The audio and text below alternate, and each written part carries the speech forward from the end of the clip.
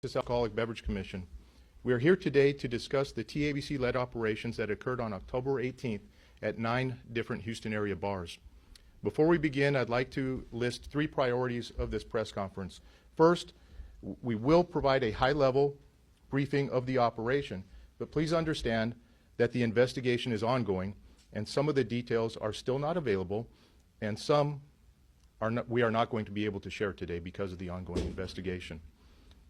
Number 2, we want to recognize and thank our task force partners, many of whom are standing here with me today and will also speak if needed. One that I'd really like to highlight is State Representative Charles Cunningham. Sir, thank you very much for your support in being here today.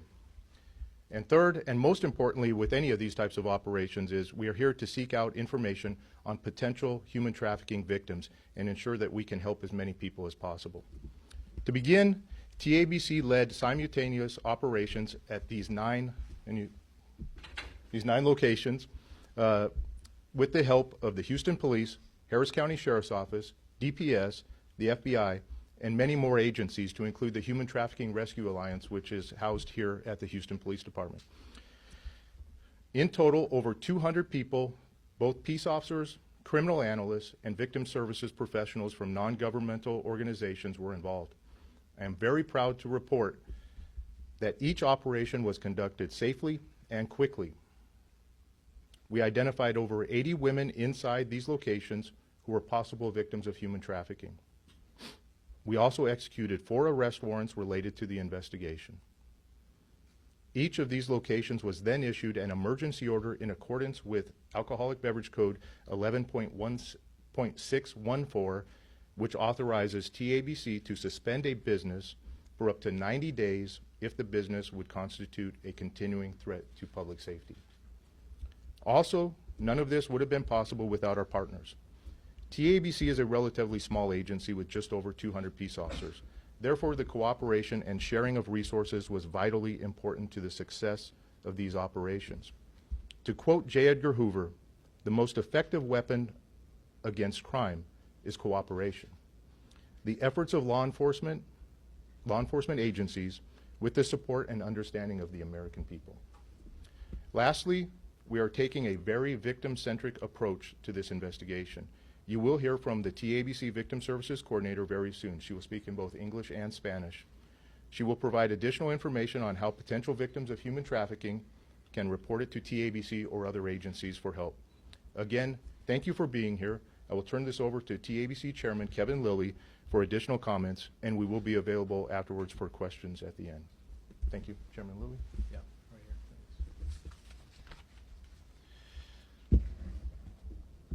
Thank you, Chief Swenson.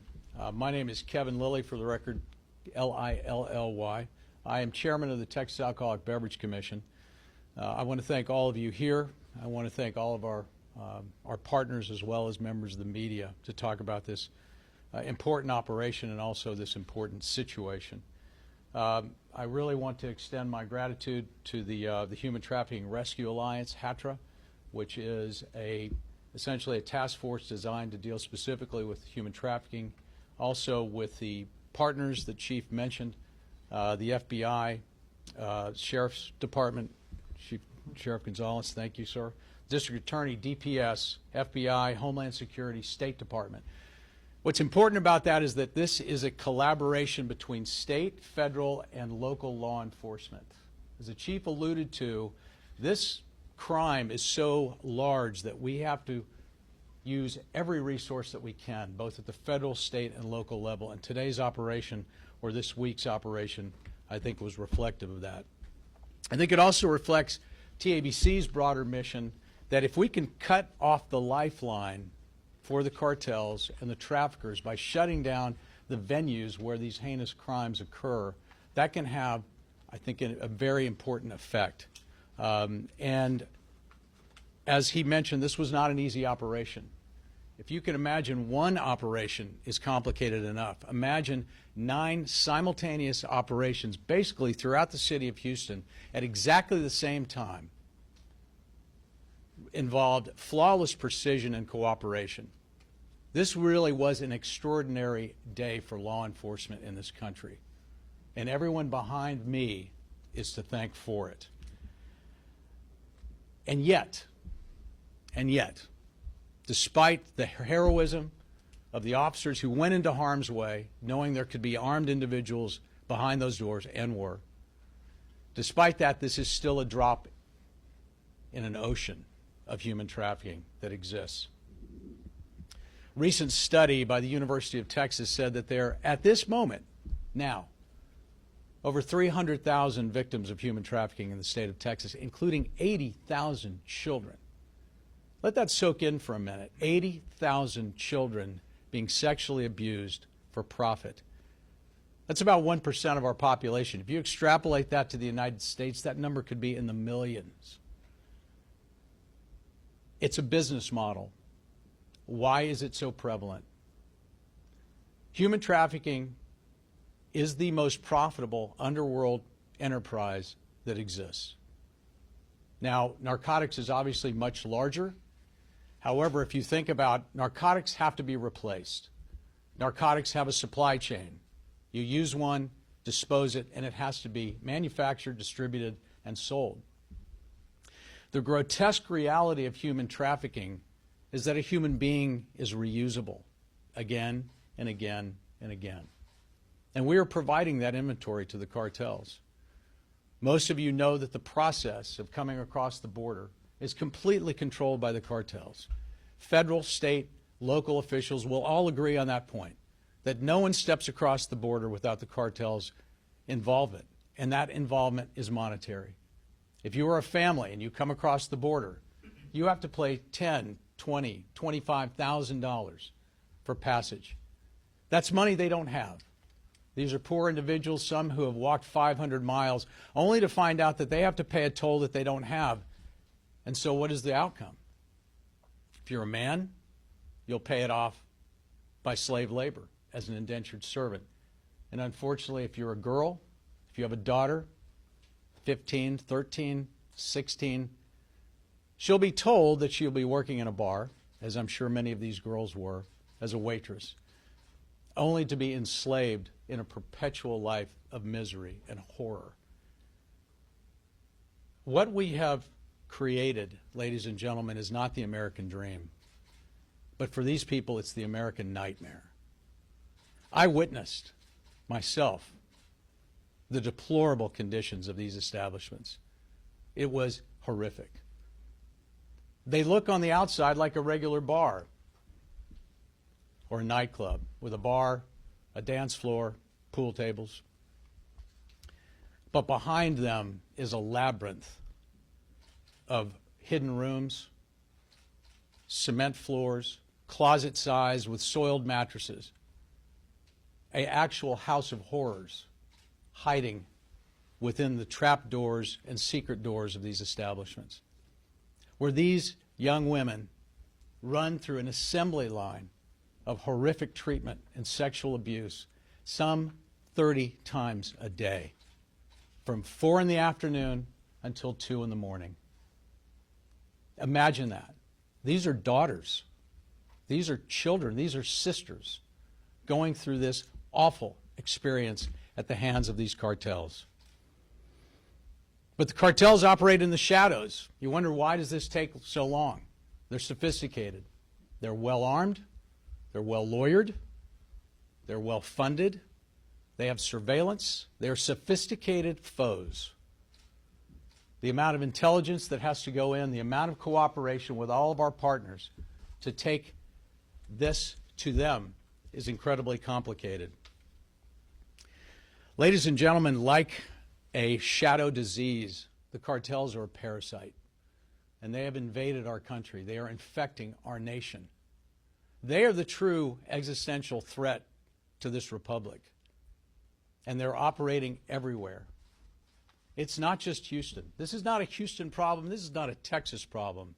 This is every city in the United States. What we dealt with on Friday is happening throughout our nation. And we need to be aware of this. We need to add to the American people an awareness of this horrific crime that's going on.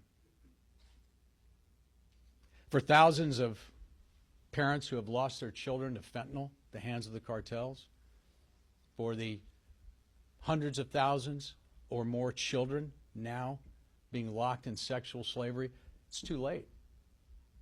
Their childhood has been stolen from them. No counseling, no treatment can ever take away the horrors that they've experienced. That ship has sailed off into the dark night.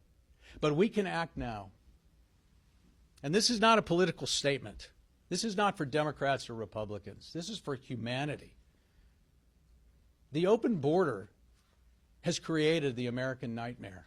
The sense of benevolence has actually turned its evil head upon these innocent victims. On November 5th, we're going to make decisions about county judges, about DAs, indeed all the way to the president. We have to elect individuals who will be tough on the cartels, who will be fearless, who will be focused, who will be dedicated. We must close our border. An open border is madness. We've experienced it. I saw evidence of it. Please take the politics out. We have to act now. We have to end catch and release. We have to deal with the cartels. We have to declare them the enemy of our country and take action. And these individuals behind me have bravely done so, and it is my distinct pleasure to now introduce my friend and our sheriff, Sheriff Gonzalez.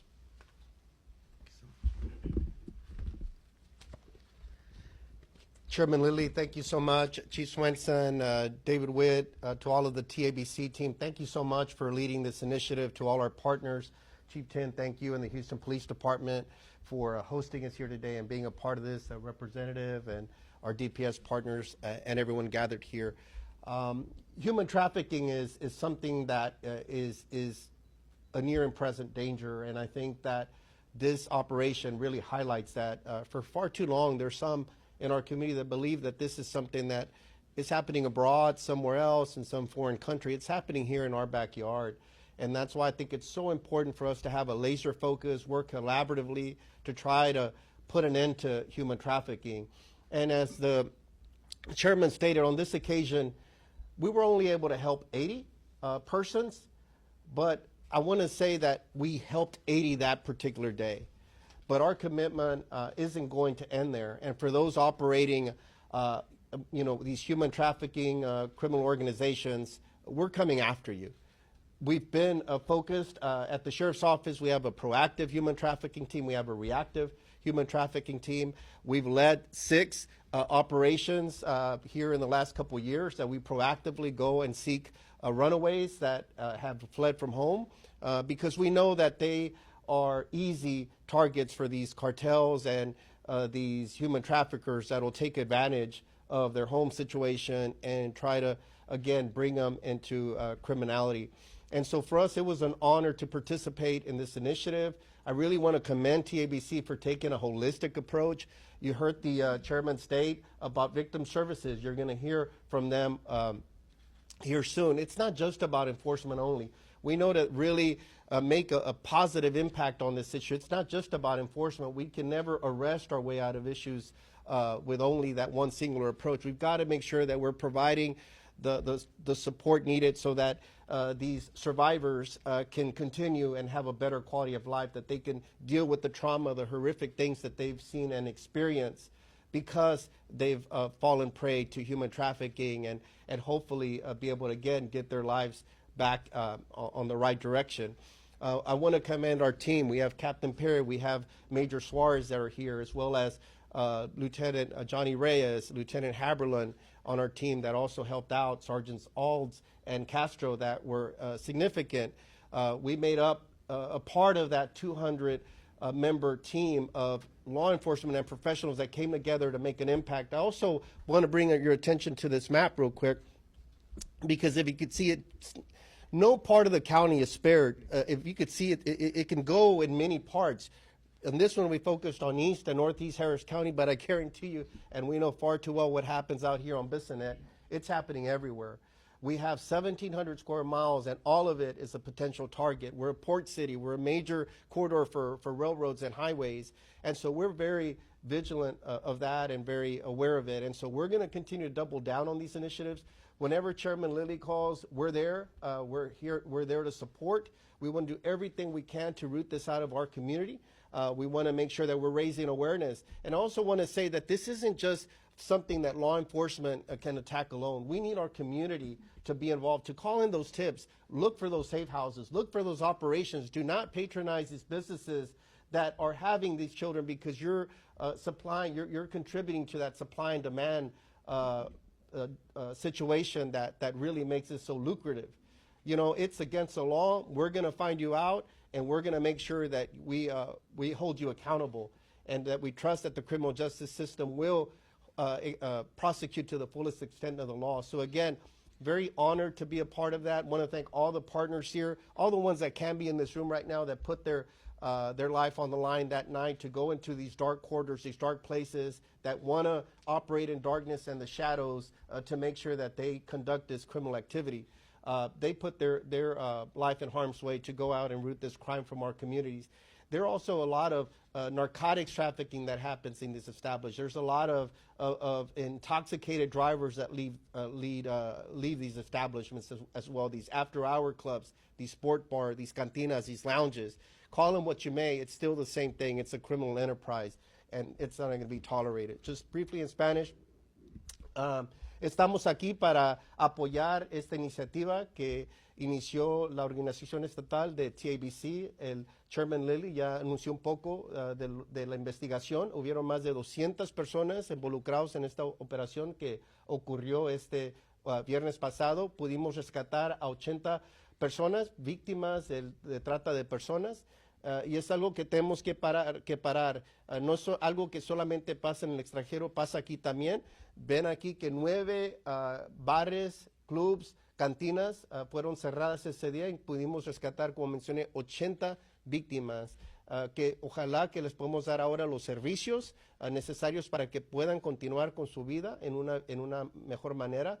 Van a escuchar de los servicios que se le van a ofrecer a las personas, y nosotros estamos muy enfocados para tratar de disminuir la trata de personas aquí en nuestra comunidad. A veces es trata de personas por cuestiones se vende el sexo, y también a veces es el labor.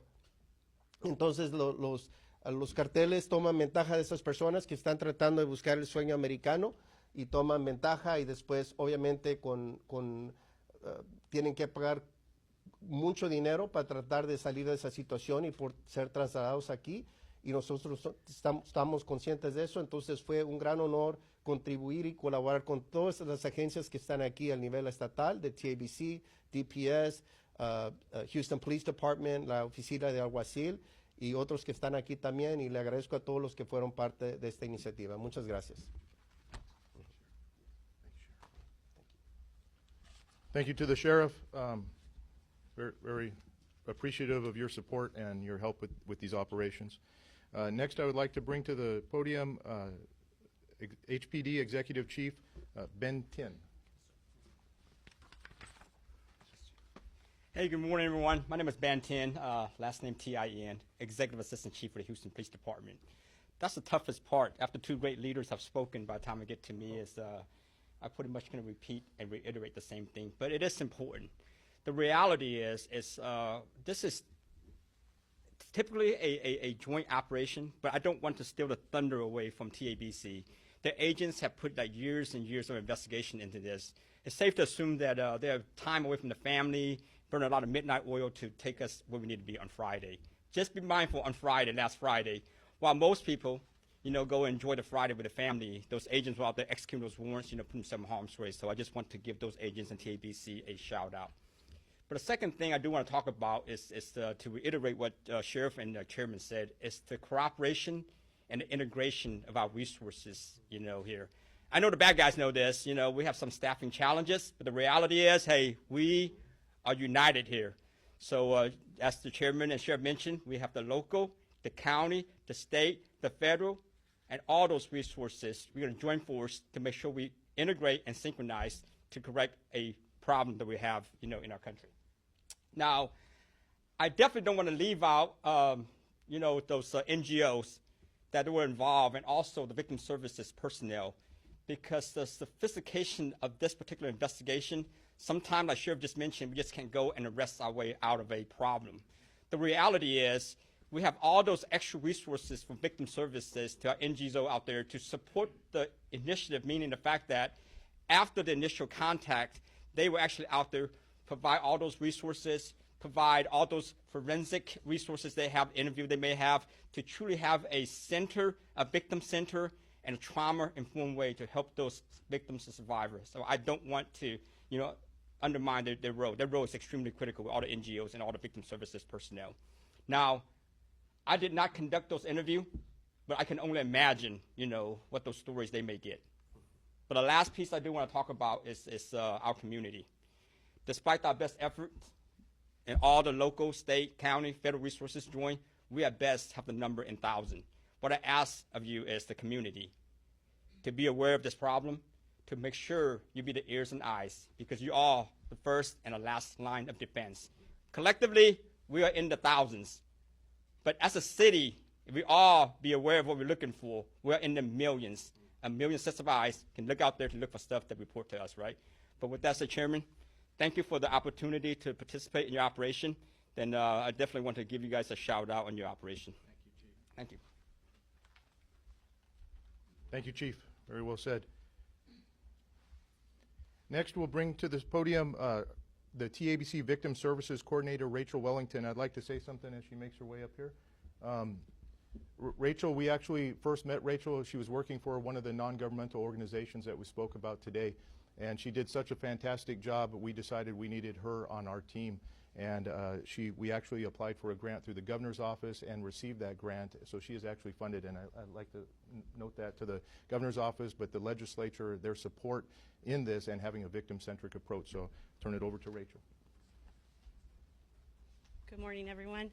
My name is Rachel Wellington, RACHEL-WELLINGTON. First, I want to start off a bit with repeating a bit of what was said. Human trafficking is such a complex crime. It has so many facets that there is really no discrimination of who a victim can be. But one thing that's really in common with victims is their vulnerabilities. Traffickers know how to prey on victims' vulnerabilities, whether that be poverty, a broken home, looking for love, false relationships, relationships that have devious intentions. And it's easy for females to fall prey into this crime. And some things that are in common as well in how traffickers, and I speak for potential victims out there, is first they target their vulnerabilities and give them false promises of hope of a better life, especially if they are at ends meet, if they are looking for family or looking for community. They know the words to say. They know how to really get someone to trust them. As soon as the trust is there, that's where the exploitation may begin, whether it's sex or labor trafficking. And one thing that's really huge with human trafficking and why it's hard for victims to make outcries or to ask for help, it's the psychological manipulations that traffickers give to their victims. This is a very psychological crime where it takes time for us as law enforcement to build cases, for us to build rapport with victims, to gain their trust again. They trusted once and it backfired. For them to trust again, it takes work and takes dedication, not just from us, as was mentioned several times. I am just one person working here at TABC as Victim Services Coordinator, but it really takes a village with HETRA. And we partner with NGOs, especially for what happened Friday night. I could not speak with more than 80 people, but we had a team of dedicated personnel with YMCA International, BCF Common Thread, law enforcement victim services as well were there. And they were huge support for us to be able to assess for any human trafficking basic needs that the victims may have. And once we do, after we finish interviewing these victims, we provide services and we provide any support that they may need after the fact. We know that it may take time for them to ask for help, but when they do, we're ready for safe shelter, for basic needs, for mental health, medical care. Houston is well capacitated to support victims, and we're very happy with our partners to be able to support us in this endeavor. But if you are a victim or know someone that has encountered any victimization, there are numbers to call, especially with the National Human Trafficking Hotline, which I'll repeat. It is 888-3737-888. You can also use a text message through 233-733. Now we repeat this message again in Spanish. Buenos días, mi nombre es Raquel Wellington. Soy la coordinadora de servicios a víctimas de la Comisión de Bebidas Alcohólicas aquí en el estado de Texas, o TABC. TABC es reconocido como una agencia policíaca estatal y lo que nosotros hacemos es querer ayudar a víctimas de trata. Tiene varios nombres, puede ser trata de personas, tráfico humano, trata de blancas, como es reconocido en los países de uno. Y en realidad el tráfico humano es un crimen bien complejo, donde tiene varios elementos, donde no hay discriminación de quién puede ser víctima. Muchos de los traficantes usan las vulnerabilidades de víctimas. Puede ser de la pobreza, puede ser de querer un futuro mejor, puede ser una relación amorosa con diferentes intenciones. Y ya cuando uno cae en esas falsas promesas, comienza la explotación, en hacer cosas que no querían hacer. Puede ser explotación laboral o explotación sexual. Y lo que hemos visto en estos tipos de casos, como el viernes, se ve infelizmente la prostitución forzada y también el fichar con clientes. Y estamos aquí para poder traer estas noticias y educación de que hay ayuda. El trata de personas es un crimen súper psicológico. Sabemos que hay mucho miedo de hablar, sabemos que hay mucho miedo de pedir ayuda. Hay muchas manipulaciones psicológicas, especialmente cuando hay vulnerabilidades, cuando hay amenazas, cuando hemos escuchado mucho usan los hijos para que sus mamás sigan haciendo lo que no quieren hacer. Y estamos aquí para ayudar. Hay apoyo, hay protecciones. Trabajamos con agencias sin fines de lucro. Esta noche ellos pudieron estar ahí, como el YMCA Internacional, el BCFS, tal como nosotros con la policía. Y realmente queremos pasar este mensaje a la comunidad, que si hay ayuda, nos importa la salud de cada uno de ustedes, sin pensar en sus datos migratorios. Realmente hay protecciones debido a la ley de protección contra las víctimas de trata.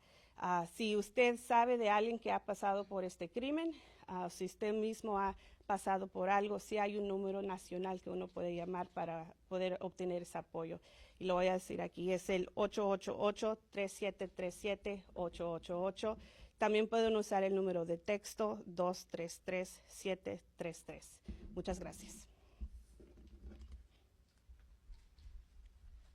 Thank you, Rachel. Fantastic work. The contact information that she provided, which was the old Polaris number, which is now called the Human Trafficking Hotline, is a fantastic way to reach out.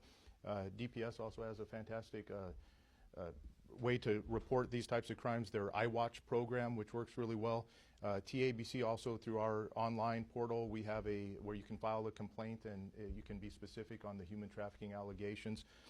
And at the end of the day, any police department, you can call 911 and report suspicious activity. So please be the eyes and ears and report this type of activity so that we can take action. That concludes today's presentation. We're now available for question and answers. I'll do my best to answer any questions, and if I don't know, I'll pass it off to somebody that does. Yes, can you tell us a little bit about the investigation that led to the operation? Yes, as TABC, we conduct investigations into allegations of criminal activity at all licensed establishments. So we had received allegations of various human trafficking related allegations at these establishments. We conducted investigations into it, found evidence, and took action. I can't go into the details any more than that, though. In terms of, I know you said you can't go into the investigation too much, but were you working with people? Did victims come forward? What was the tip to help really lead to at least cracking down on these 9 bars? All long-term investigations are cooperative with other agencies through tips, people coming forward. This has been a long-term investigation into organized crime. So anytime that we do those types of investigations, we're working with other agencies and working with, it might be, even suspects or victims, and building that case. So, yes, ma'am. When you describe some of the conditions, Condon, they're deplorable. Can you talk about how you all were able to uncover that, the reaction, I would imagine, from agents who saw them in those conditions?